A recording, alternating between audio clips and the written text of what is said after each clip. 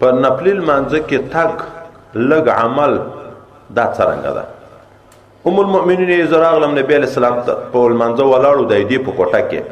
دروازه زنجیر وه زنجیر نبی علیه السلام په مابین د لمانځه کې راغی دروازه یې خلاصه کړه بیرته خپل ځای ته راجع شو لمونځ یې وکړو خو دې دا وویلې چې دروازه وه د قبلې په طرف د قبلې نه د نبی علیه السلام مخ نه ده ګرځېدلی نو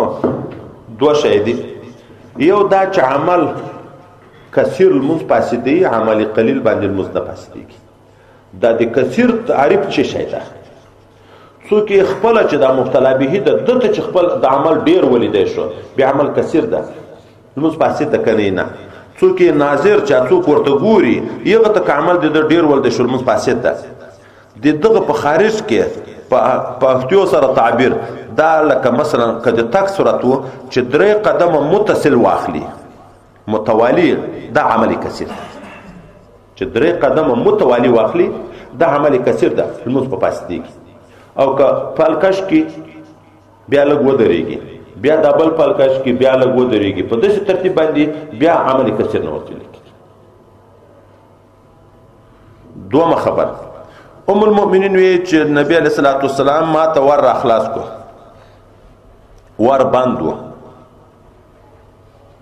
خو ور و د قبله په طرف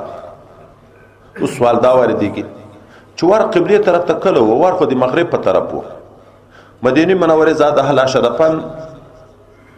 قبله دغه جنوبي طرف ته ده اغه ورنه یغه خاطه حجری مبارکی دي پیغمبر صلی الله علیه وسلم چې د زیارت مبارک د اوس کې دغه طرف ته ور را پریو جمعه ته د حجری په مغرب جانب کې ده کنه ده خو ور خو دغه خانه پریو جمعه ته بتلو راتلو دا څنګه وی چې ور د قبله په طرف وو قبله خو په یو طرف وو نو جواب دادا چې د دې د کوټې دوه دروازې وي یو دروازه جمعه ته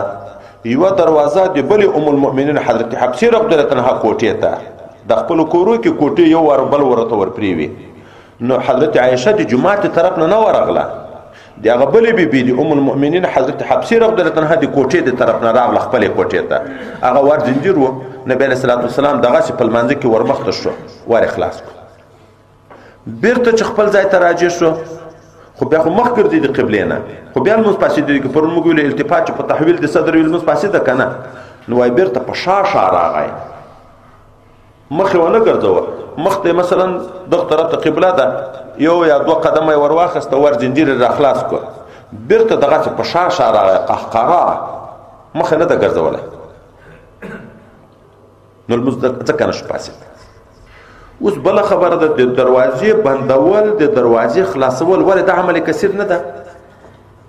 اخو د قدمو په لحاظ خبره وکړه نو دلته فقها وی د دروازې بندول څوک چې المس په فاسدیږي څوک نه په خلاصول المس فاسدیږي اصل کې خبره ده